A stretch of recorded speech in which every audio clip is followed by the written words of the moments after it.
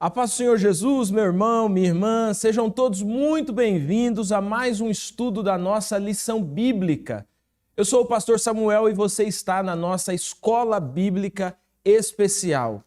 Estamos chegando à quinta lição dessa série, onde nós estamos percorrendo essa Rota 32 em comemoração aos 90 anos da Igreja da Promessa. Estamos nessa caminhada, já passamos pelo Antigo Testamento, passamos por esses sinais de avivamento que encontramos na Escritura e hoje nós vamos continuar o nosso estudo falando um pouquinho sobre como que o avivamento, na última semana nós estudamos o Pentecoste, como que esse avivamento ocorrido ali causou um impacto tão grande a ponto de fazer a Igreja de Jesus crescer de uma maneira exponencial.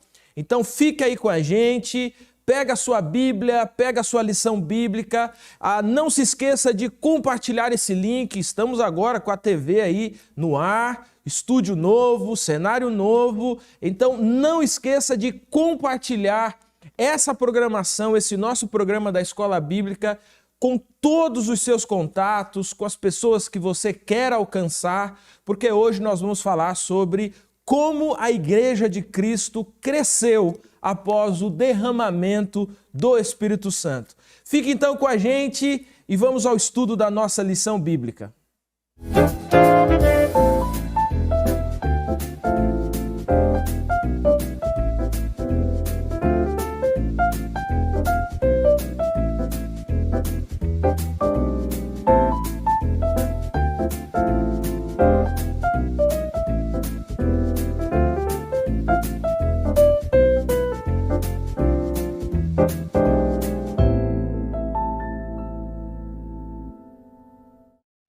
Hoje nós vamos estudar a nossa lição de número 5, que com suas reticências diz, e a igreja crescia. O texto base dessa lição está em Atos capítulo 9, versículo de número 31. Eu queria que você acompanhasse comigo essa leitura. A igreja passava por um período de paz em toda a Judéia, Galiléia e Samaria.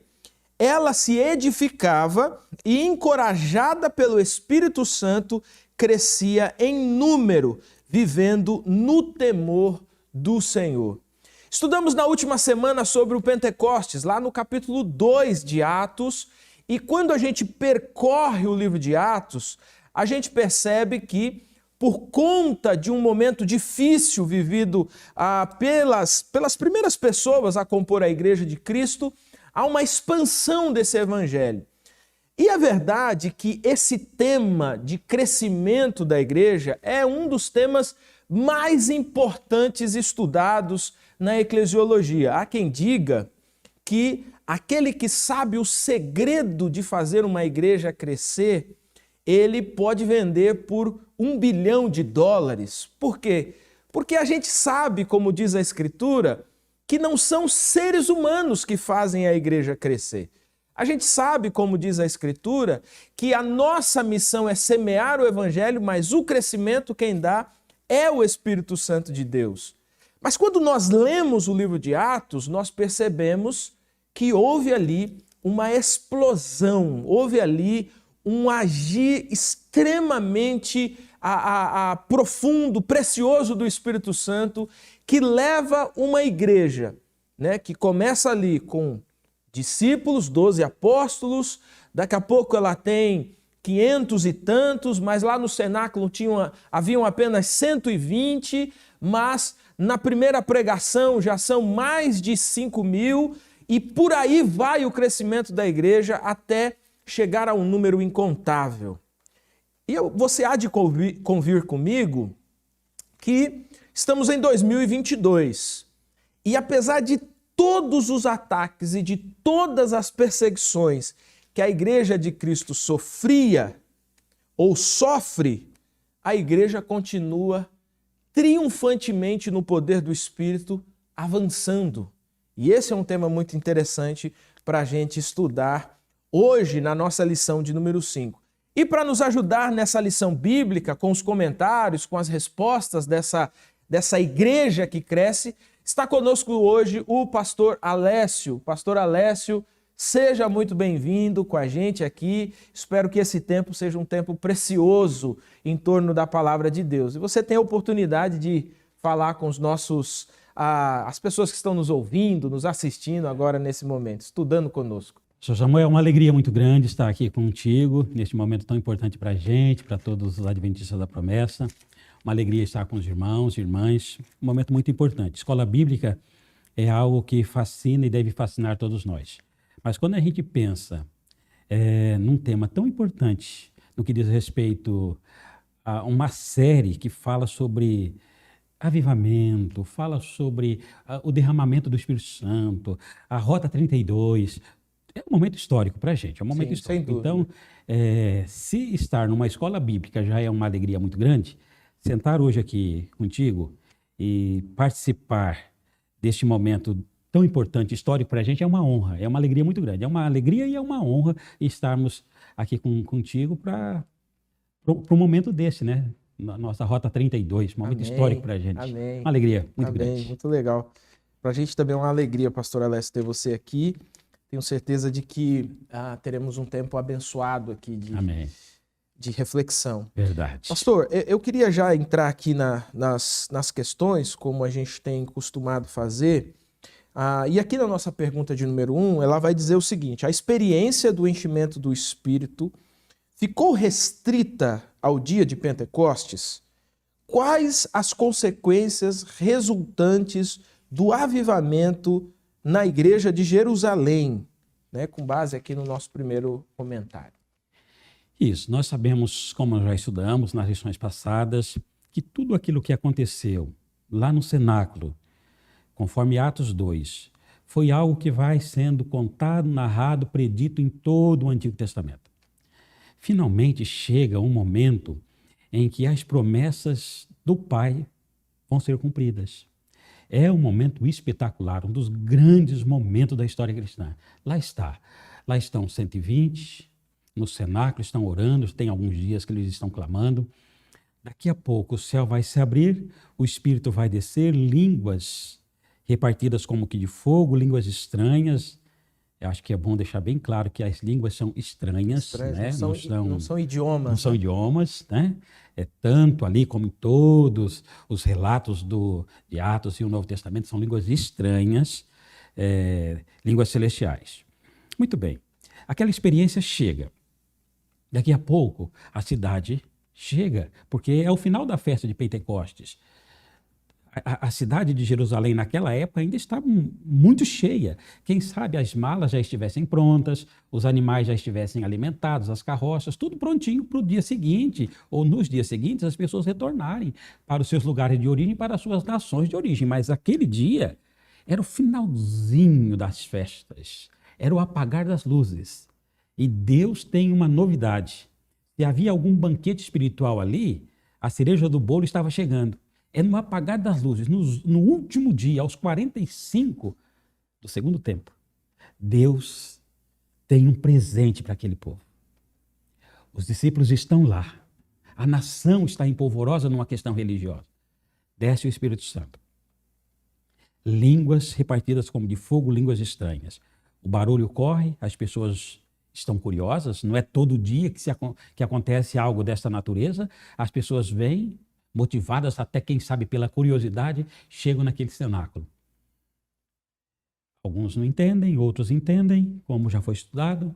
Daqui a pouco Pedro, ele se levanta.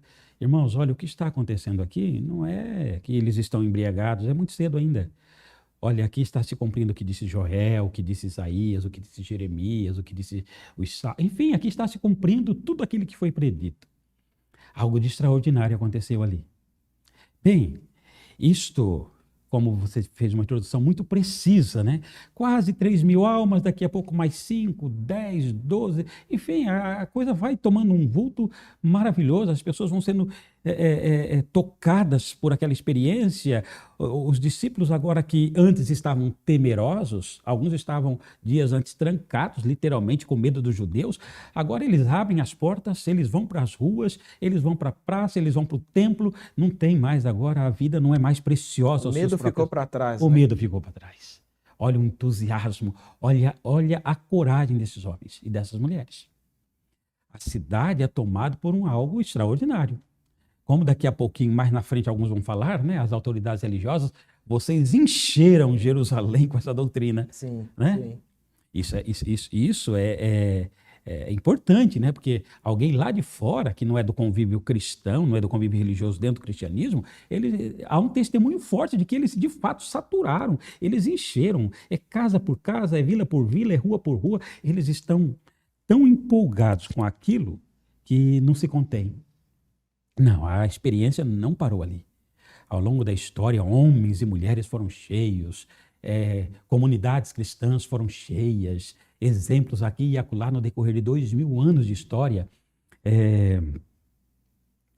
mostram que a experiência vai se repetindo, pessoas vão sendo inflamadas, o evangelho vai sendo propagado. Pastor Samuel, o que me toca assim de uma forma muito profunda e me emociona, voltando um pouquinho, já eu retorno aqui, é saber que no dia 24 de janeiro de 1932, naquele domingo à tardezinha, aquela mesma experiência de 2000 anos atrás, lá em Pentecostes, está se repetindo lá em Paulista. Sim. Aquele mesmo Espírito lá é o mesmo Espírito cá. A mesma autoridade, a mesma unção dali é a mesma daqui. A mesma promessa lá é a mesma promessa aqui. E aí vai surgir novamente no coração do pastor João Augusto algo espetacular. E fala, não, mas se antes, né? Se antes de ter passado por essa experiência, vivenciado, eu já falava agora, então, eu acho que ele não se cabia nele mesmo. Não tinha como, né? A experiência é profunda, o Cristo é profundo, é tudo renovado, é algo extraordinário. O que me encanta, dentre muitas coisas ali, eu gostaria de pedir permissão para eu ler com os irmãos, é Atos 8. Atos 8, eu acho que para mim resume muito essa pergunta, né? Porque a experiência do enchimento do Espírito Santo ficou restrita? Não, ela não é restrita.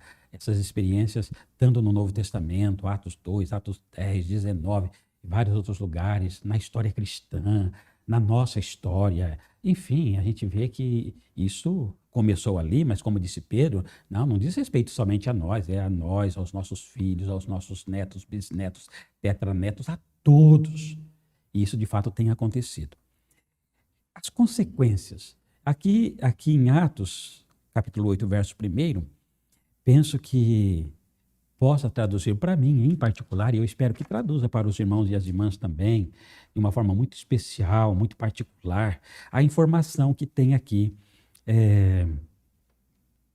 neste versículo 1 do capítulo 8. Porque ele diz assim, que está aqui, né, é uma das citações da nossa pergunta, né?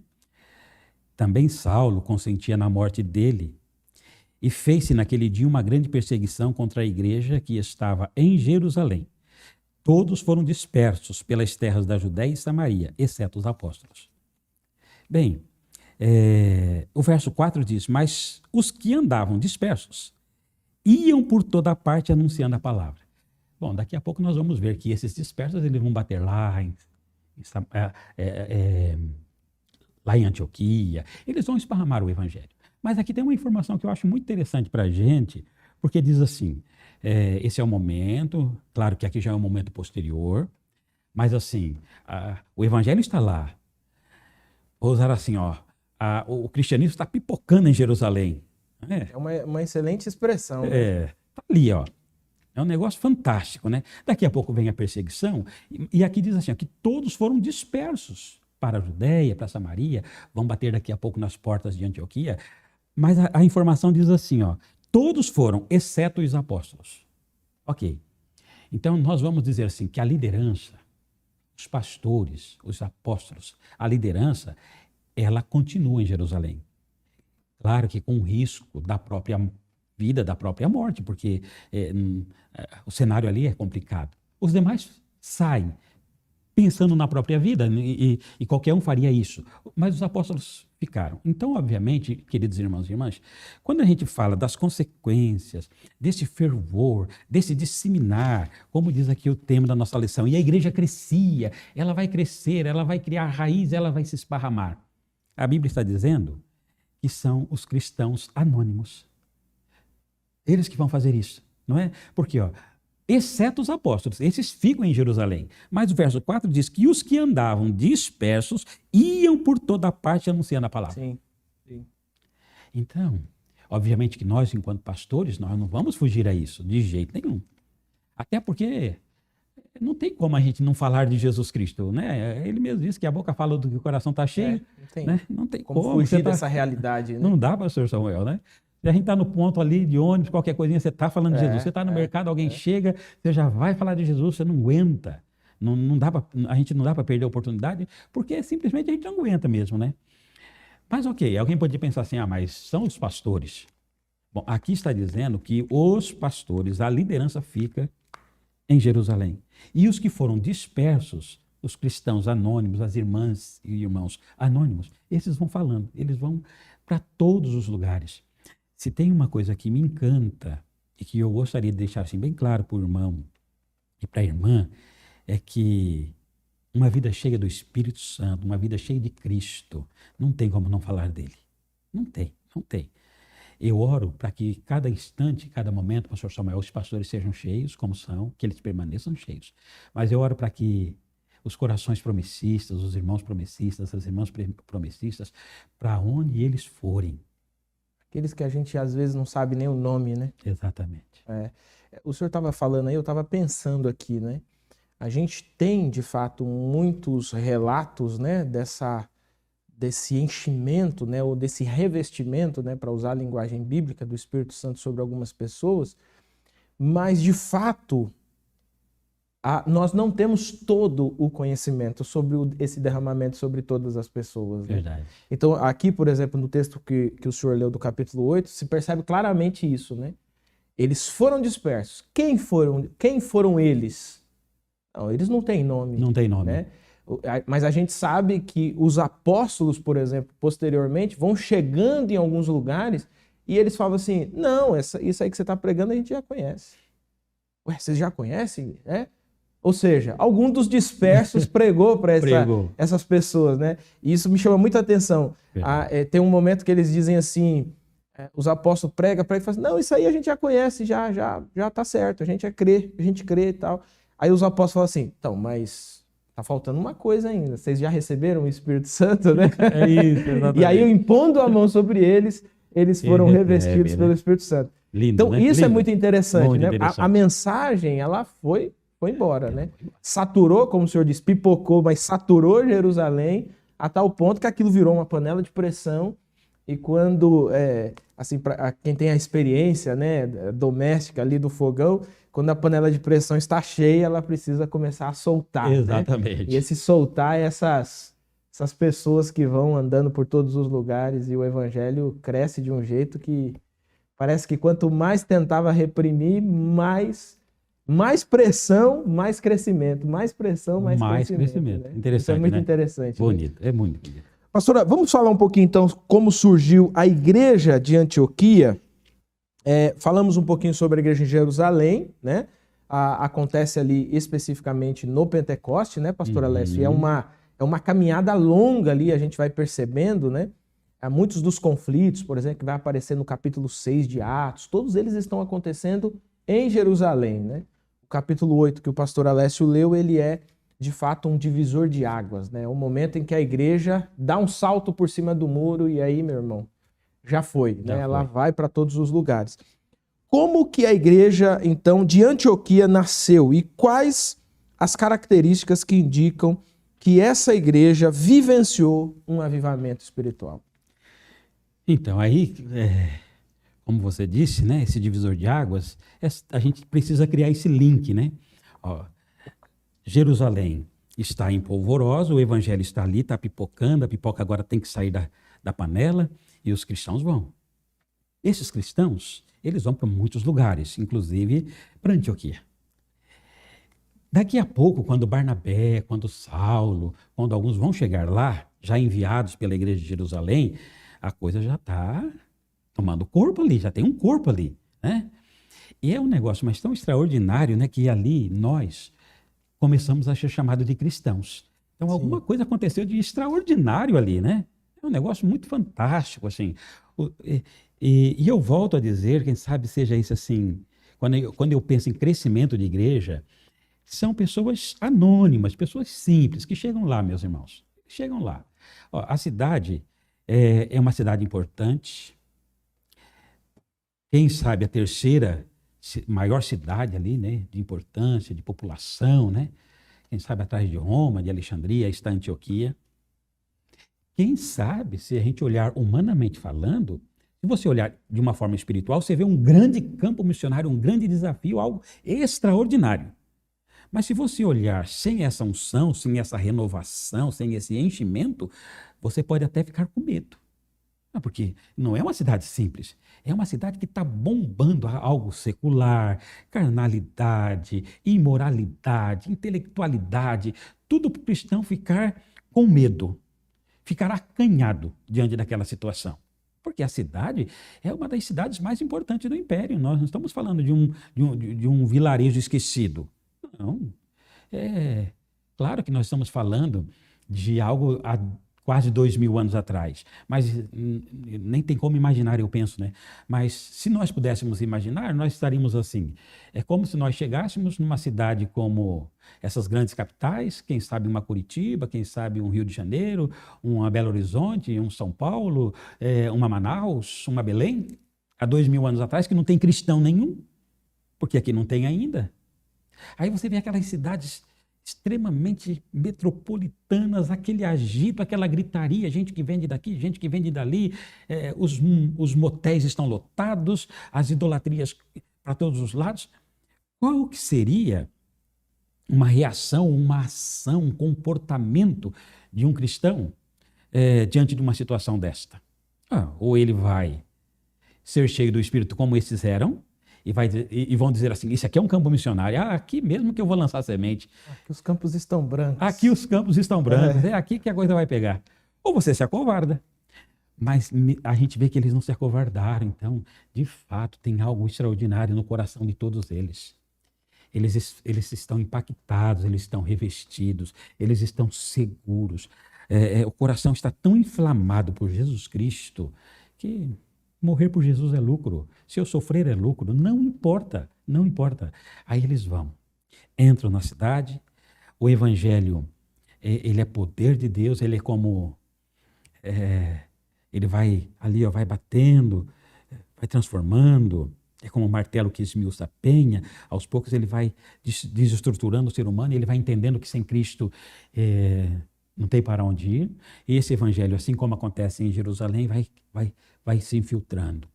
O evangelho vai indo, eles vão pregando. Não sem dificuldade, não sem perseguição, mas o evangelho vai indo. Vai indo.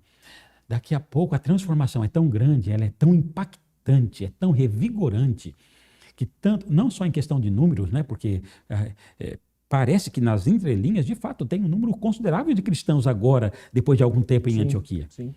Mas, sobretudo, a mudança de vida deles. Eles mudam de vida mesmo, há um impacto, de fato, de mudança, de comportamento. É comportamental, é relacional, é algo extraordinário ali. Aí sim, como eu disse no início, né, eu acho lindo, né, porque ali nós começamos a ser chamados de cristãos. Né? O que será que eles viram nesses homens?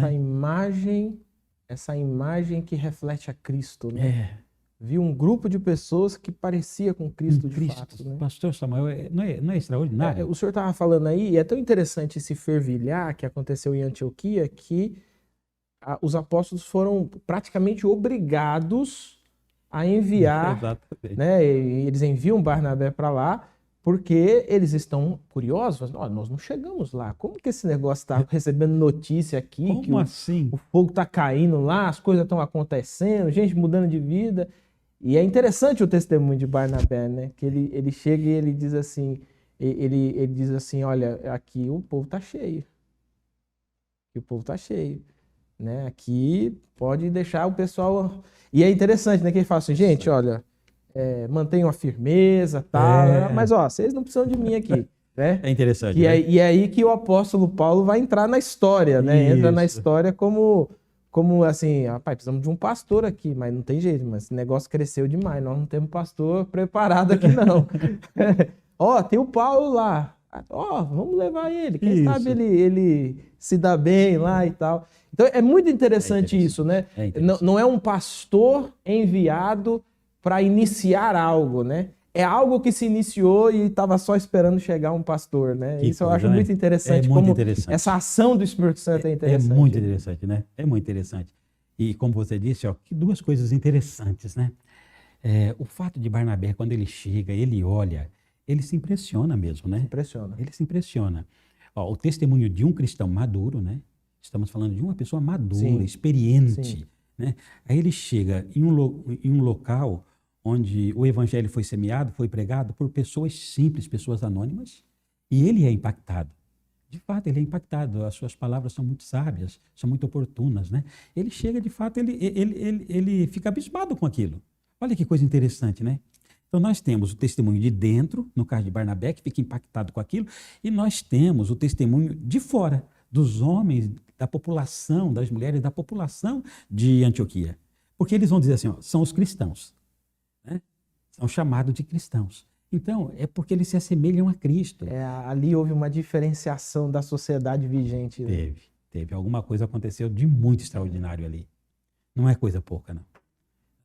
O resultado daquela ação missionária, daquele fogo que estava no coração daqueles homens e mulheres, profundamente a gente só vai saber um dia lá na glória mesmo. Mas que aconteceu alguma coisa muito especial ali, aconteceu.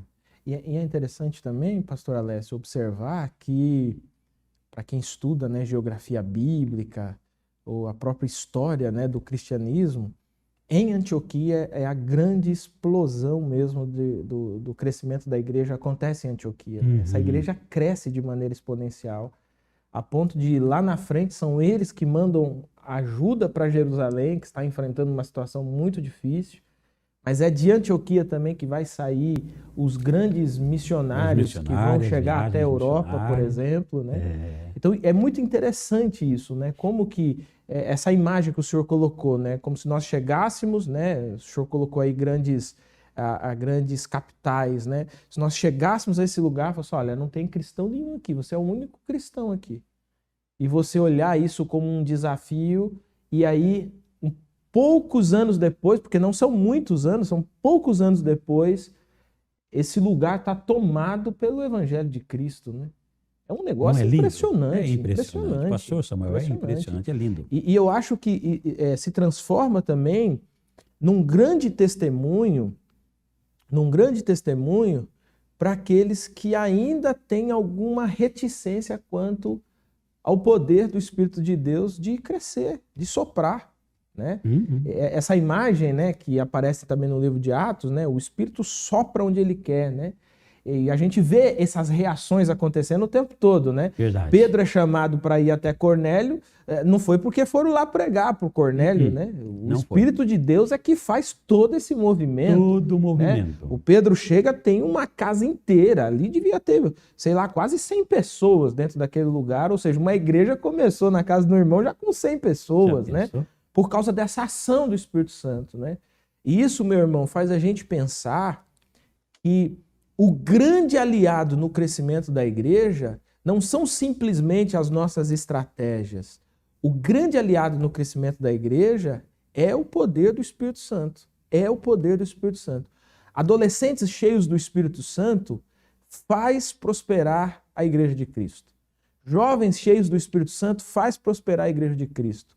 Homens, mulheres, idosos cheios do Espírito Santo faz prosperar a igreja de Cristo. Né? E aqui, pastor Alessio, vale a gente refrisar, né, na sua fala, são pessoas comuns. Exatamente. São pessoas comuns. Né? Eu me lembro que pastoreei uma igreja de 2012 até 2018, mais ou menos, e tinha alguns irmãos lá, alguns irmãos eram simples assim, trabalhavam em lavoura e tal, e aí um dia eu falando sobre essa coisa de que nós temos que pregar, temos que compartilhar e tal, um senhor chegou para mim no final e falou assim, pastor, o senhor tá certo e tal, mas assim, a gente não tem esse preparo, né? A gente não estudou, a gente é semi-analfabeto e tal. E ele foi me contando assim, o que seriam todas as boas desculpas, aquelas desculpas de Moisés, né? Ah, eu não falo direito, e tal. E aí, quando ele terminou, eu disse assim a ele, eu falei assim, irmão, o que Jesus fez na sua vida? E ele começou a me contar. Pastor, eu era assim e tal. Só. E daí um dia me chamaram para ir num culto, e eu fui no culto e aconteceu isso. Pastor, foi a primeira vez que eu chorei. Eu falei assim, tá aí. Pronto. A sua pregação tá aí. Conte a todo sua mundo isso aí. história. Pronto, né? exatamente. Depois disso virou um slogan assim, na igreja, né? Sempre que a gente terminava o culto, e eu fiz isso nas outras igrejas que eu fui pastor, sempre que terminava o culto eu dizia assim, conte a história, conte a sua história. Conte a sua história com Jesus. Conte o que você viu de Jesus. Pronto. Porque muito provavelmente esses anônimos estão nesses lugares contando, olha, eu estava em Jerusalém, você precisa saber, rapaz, aconteceu um negócio lá que foi impressionante e tal. Ninguém me contou, eu vi, eu estava lá. Então você observa que esse testemunho, ele é uma porta aberta pelo Espírito Santo para convencer o pecador do pecado, da justiça e do juízo, né? Exatamente. Pastor Samuel, Deus nos deu a alegria de pastorear em algumas cidades, em alguns estados, né? Quando a gente fala sobre essa questão de cristãos anônimos, digamos assim, né? Aí eu queria compartilhar uma experiência. Pastoreei a cidade de Santarém, no Pará. Na minha época, e ainda hoje, tem 2 irmãos lá, um chama Jonas e um chama Rivelino. O Jonas e o Rivelino, todo dia, final de semana, de segunda, terça e quarta, todo dia, eles pegavam a bicicletinha deles e saíam. Iam para os lugares mais diferentes possíveis, tanto dentro da cidade de Santarém, quanto nos bairros próximos. E ali tem alguns lugares que são distantes, você tem que enfrentar mesmo ali alguma estrada de terra. Todo dia você via o Jonas e o Rivelino com aquela bicicletinha deles. Vai para lá, passa um curso aqui, visita outro lá, visita alguém ali. Enfim, algo que eu tenho certeza que um dia lá na Glória nós vamos encontrar muitas pessoas lá por causa do trabalho desses 2. Como o Jonas e o Rivelino, existem muitos por aí. Existem muitos.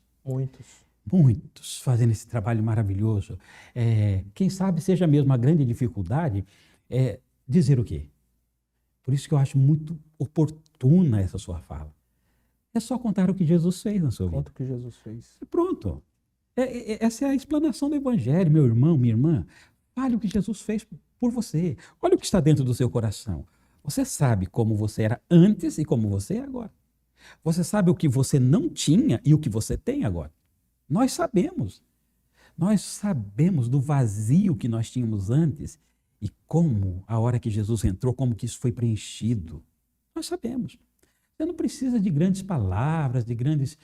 Não precisa de... Eu acho que até atrapalham. Até atrapalha. É só falar, abra a sua... Deixa testemunho do que Cristo fez na sua vida. Então, esses irmãos faziam isso, né?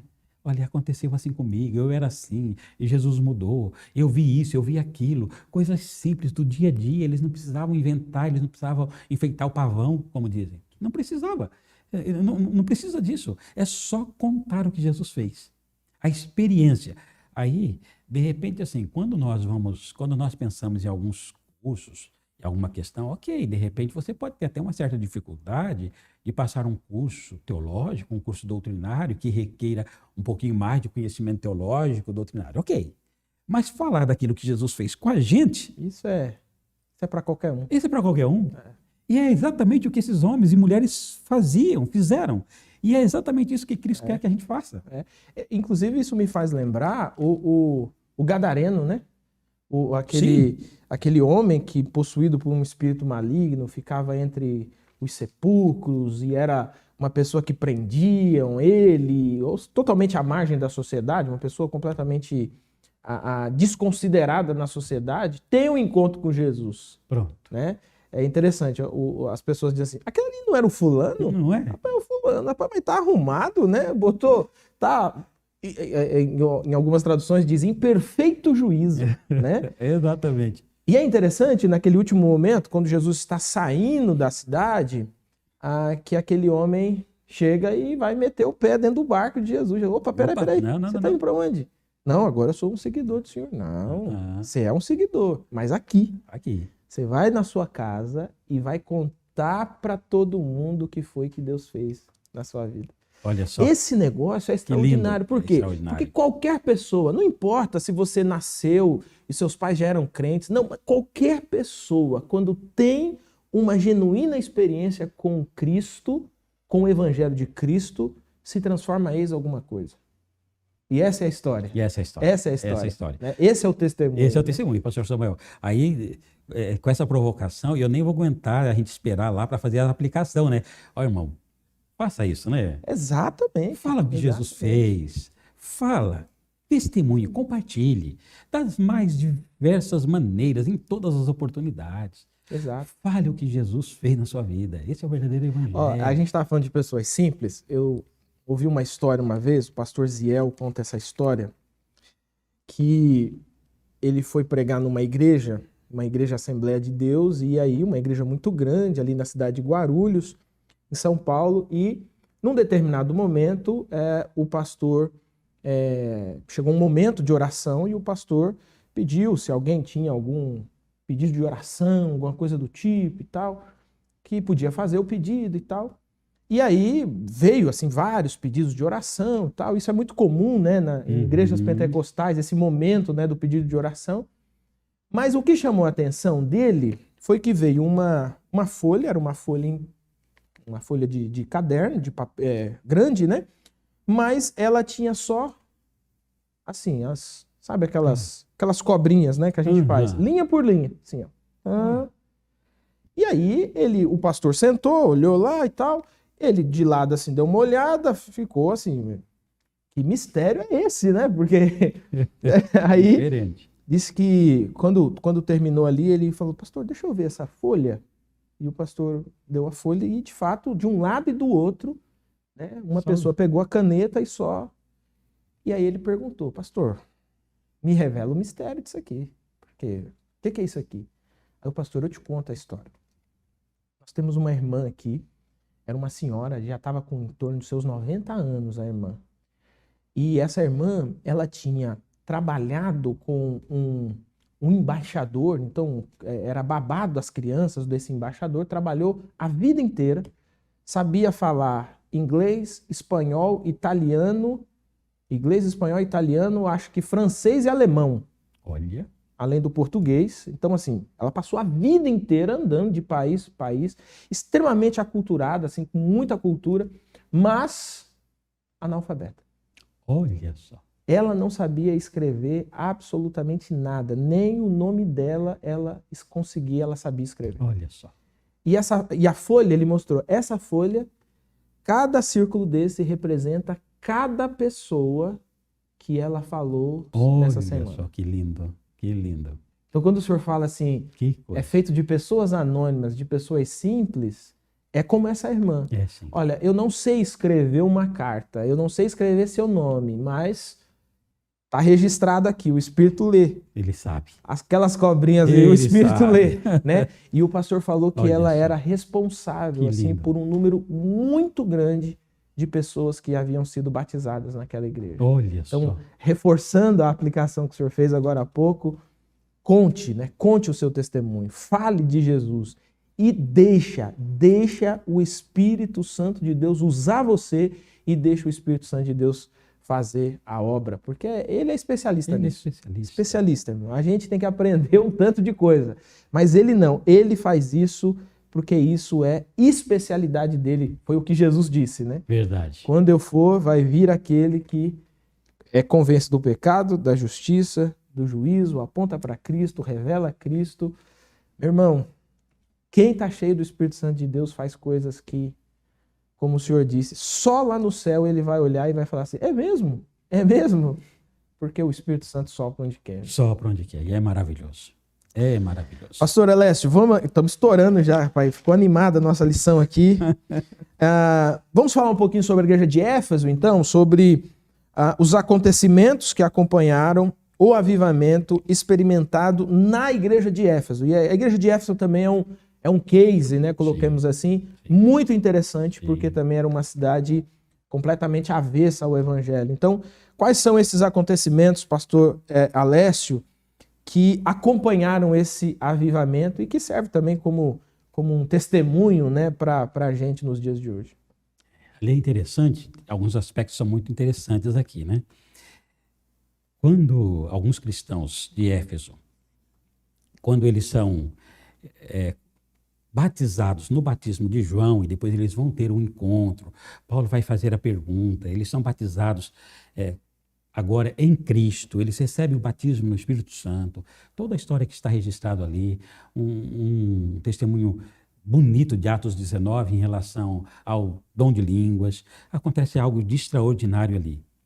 E é de fato assim, é uma cidade também extremamente aversa, ela tem aversão, né, a todo ao cristianismo que está surgindo, porque é uma cidade imponente, importante, um centro comercial importante, relevante e totalmente idólatra, né?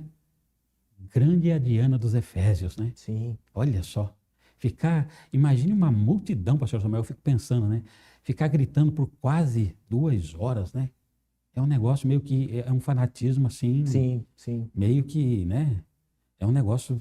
E Éfeso era a capital disso, né? Já a capital pensou? de toda a idolatria, Já de todo pensou? o fanatismo nesse mundo grego-romano Estava ali, era né? Éfeso. Era ali, né?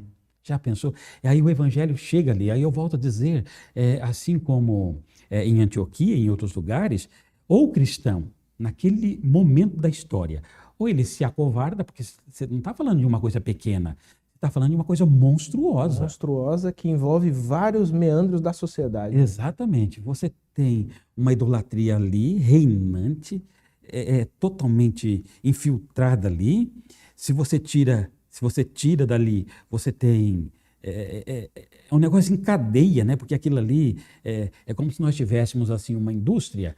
Aí a gente fala assim, ó, esses daqui são trabalhos diretos, mas você tem os trabalhos indiretos. Os empregos indiretos, né? Sim. É os diretos e os indiretos. Então você tem ali essa idolatria institucionalizada na cidade que tudo gira em torno disso, né? É dinheiro, é culto, são templos, são exportações, são souvenirs que vão para várias cidades, vários lugares, pessoas que vêm, que compram, que levam. Enfim, é um frenesi ali. É um frenesi. É um frenesi também espiritual, uma espiritualidade equivocada, mas Como que chega num lugar desse? Como que chega num lugar desse? Aí, tá ali os cristãos de Éfeso. Daqui a pouco Paulo vai lá, Paulo vai morar ali. Ali vai ser uma estrutura e tanto também para o cristianismo, vai ser algo significativo, né? Muitos ali vão se converter. A mudança em milhares ali, ela é tão grande que essa parte da idolatria, ela começa a sentir mesmo, né? Ela começa a ruir. Tanto é que há um levante daqui dos mais interessados, né? Para que o evangelho pare com isso, porque está começando a dar prejuízo. Sim. Né? Começa a dar prejuízo, né? E olha só, é um negócio que é difícil até de imaginar, porque nós estamos falando de uma coisa que não estava ali há 1 ano, 2 anos, décadas. É um negócio que está ali há décadas, há séculos. Está ali, já é institucionalizado, tudo fechado dentro daquele negócio. Para você entrar ali com qualquer uma outra proposta, não é uma coisa simples, mas não é mesmo. Aí daqui a pouco o evangelho vai, ele chega, os cristãos são linkados com o evangelho mais recente através de Paulo, eles agora são batizados nas águas, eles conhecem a respeito do batismo no Espírito Santo, aquele mesmo fervor lá de Atos 2 agora está em Atos 19, eles agora olham novamente para Éfeso, não, agora é aqui mesmo, vamos lá. Vamos arregaçar as mangas. Não tem como fugir mais. Não tem como fugir. Pastor Samuel, são momentos maravilhosos e a igreja vai, meu irmão, e vai. Daqui a pouco começa a tirar, começa a desestruturar aqui, ali, aquilo que parecia tão sólido. O Espírito Santo começa a chacoalhar e os cristãos vão com perseguição, com rejeição, sim, com certeza, muita rejeição, mas o evangelho vai. E onde o Espírito sopra, Ele sopra mesmo. Ele sopra e não tem barreira. Não tem barreira. E por mais estruturado que seja, né? Então, a parte da idolatria vai ruindo, o evangelho vai se instalando, ele se instala de uma forma que, nas décadas futuras, fez muita diferença. Fez muita diferença. Então, aquela sementinha que chegou, que Deus mandou para lá, ela foi regada, ela foi crescendo, ela brotou, se transformou numa árvore frondosa, que foi bênção para a comunidade cristã durante muito tempo. Muito tempo. Durante muito tempo. E ela acaba se transformando, né, quando a gente vê a continuidade das viagens do apóstolo Paulo até chegar onde ele queria, que era Roma, Espanha e etc., você vê que Éfeso ela é extremamente importante, né? E lá na frente, né, o apóstolo João é enviado para essa cidade para tomar conta, né? Cristo vai escrever para esse conglomerado ali de cidades, né, que fica também na região ali de Éfeso. Exatamente. Então isso é muito interessante, né? Muito. Como ela é relevante demais, ela é relevante, né? ela é extremamente relevante. É, sim. Bom, meu irmão, minha irmã, como é que está aí estudando com a gente a sua lição bíblica? Nós estamos chegando ao fim dessa nossa lição de número 5, com assim o desejo do nosso coração que você tenha sido profundamente impactado, né? Pastor Alessio, para a gente caminhar assim para encerrar, a nossa quarta pergunta, ela ia tratar especificamente sobre os impactos na sociedade, né? Acredito que a gente tenha falado nisso tanto de Jerusalém até Éfeso, né? Até mesmo pelas, né? Em Jerusalém são perseguições, mas em Antioquia é um crescimento abundante, né? Éfeso é uma mudança de paradigma para a cidade, né? A ponto de causar colapsos, né, econômicos, etc. Mas eu queria que, nesse pensamento aqui, que a gente tem já desenvolvido aqui nessa nossa conversa desde o começo, esse enchimento do Espírito que transborda, esse enchimento do Espírito que promove esse crescimento. Eu queria que o senhor desse uma palavra pastoral de aplicação nesse sentido para os nossos alunos e alunas aqui da Escola Bíblica. Pastor Samuel, quando a gente olha a história dessas igrejas e de tantas outras, a gente sempre vê, né, que os avivamentos, eles vão... São duas ações, qualitativo e quantitativo. A mudança. E essa mudança, naturalmente, ela vai desembocar em quantidade. Eu diria que se a gente pode, de alguma forma, pensar de uma aplicação para a gente aqui, é uma vida cheia do Espírito, meu irmão, minha irmã, meu irmão. Quando nós estamos inflamados por Jesus, olha, quando Cristo diz que a boca fala do que o coração está cheio, claro que se estiver cheio de coisas ruins vão sair. Mais ou menos na direção do que Cristo estava falando ali. Mas se estiver cheio de coisas boas vão sair. Se o nosso coração estiver ardendo por Jesus Cristo, como eu sei que o meu coração arde por Cristo, como eu sei que o coração do pastor Samuel arde por Cristo, como eu sei que os seus corações ardem por Cristo, meu irmão, minha irmã, não tem como não falar. Lança essa semente. Lança essa semente sem escolher o terreno.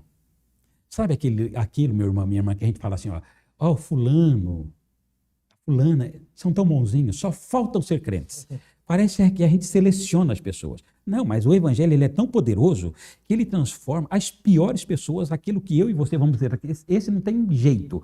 O evangelho dá jeito. O evangelho dá jeito em todas as pessoas. Ele é uma alternativa de vida para a terra mais árida. Não tema. Não tema. Coloque a sua fé em ação. Se estiver a perseguição de Jerusalém, se tiver frenesi de Antioquia, se tiver a idolatria de Éfeso, não importa, lance a semente. Lance a semente. Solos férteis vão frutificar. Em todos os lugares, por mais inóspitos que pareçam, sempre o evangelho vai alcançar. Ele é poder de Deus para a salvação de todo aquele que Glória a Deus por isso, né? Glória a Deus Glória por a isso. Deus. Graças Graças a Deus por isso. Meu irmão, minha irmã, que você não perca no coração esse foco, essa direção, né? É no poder do Espírito. O senhor falou assim, na sua aplicação, o senhor usou uma expressão, não costumo comentar, mas eu quero fazer esse comentário, né? Lance a semente. Sem olhar aonde, lance. Isso. E isso faz lembrar daquelas palavras de Jesus, né? Lance o seu pão sobre as águas. Exatamente. E depois de muitos dias, quando o senhor fala assim que, né, aqueles dois irmãos, né, de Santarém, né, os dois irmãos vão chegar lá e eles vão se surpreender, Vão né? se surpreender. Muitos pães foram lançados Muitos. e só lá que ele vai encontrar, fala assim, olha, eu sou fruto daquele Exatamente. pãozinho que você lançou. Né? Vão sim, pastor Samuel. Pastor Alessio, eu queria que o senhor orasse pra gente, Amém. terminando esse momento nosso de estudo. Amém. Oremos todos, irmãos. Por gentileza, se puder fechar os seus olhos em seu lar, orem conosco. Pai eterno, te glorifico em nome de Jesus por esse evangelho glorioso que o Senhor permitiu que conhecêssemos, por graça e misericórdia. Te agradeço pela vida do pastor Samuel. Amém, Jesus. Te agradeço por todos aqueles que participaram com a gente nessa escola bíblica. Te agradeço, meu Deus, pelos cristãos que foram audaciosos em Jerusalém, em Antioquia, em Efésio, que foram audaciosos em diversos países no decorrer de toda a nossa existência. Obrigado, Senhor. Eu oro, meu Deus, para que esta mesma chama não se apague. Eu oro para que todos os corações sejam novamente inflamados pelo teu poder. Eu oro por cada promessista, eu oro por cada irmão promessista, por cada irmã promessista, no Brasil, fora do Brasil. Eu oro, meu Deus, para que venha sobre nós um tempo de avivamento, que venha sobre nós um tempo de crescimento, que venha sobre nós um tempo de uma audácia cristã tão profunda que nós não nos calemos a despeito de todas as barreiras que possam surgir. Levanta, Senhor, sobre nós uma unção renovada. Lança sobre nós do teu Espírito como naquele dia de Pentecostes. Inflama o meu coração, inflama o coração do pastor Samuel, inflama o coração de todos os irmãos e irmãs promessistas. Inflama-nos de novo, faz a tua obra de novo. Mova o Espírito sobre nós. Sopra, ó Deus, o teu Espírito sobre nós de uma forma extraordinária, sobrenatural. Sopra sobre a tua igreja. Sopra, renova o nosso ânimo, renova a nossa fé e que possamos pregar este evangelho sem temor. Glória a Deus. Eu oro, meu Deus, eu suplico, meu Pai, em nome de Jesus, para a glória de Jesus. Amém. Glória Amém. a Jesus. Pastor Alessio, mais uma vez, obrigado. Alegria mais uma pra vez, gente. foi uma alegria ter estado aqui contigo. Meu irmão, minha irmã, não esqueça disso, meu irmão, minha irmã. Tem uma frase que eu sempre costumo dizer, que é assim, quando nós chegarmos lá na frente, que alguém perguntar assim, como é que vocês conseguiram fazer ou chegar até aqui? Que a melhor resposta nossa seja, nós avançamos no poder do Espírito. Amém. Amém. Que Jesus abençoe sua vida, que Jesus te dê um bom restante de semana, um bom estudo no sábado, que você ame a escola bíblica e nós nos encontramos na próxima semana, em nome de Jesus.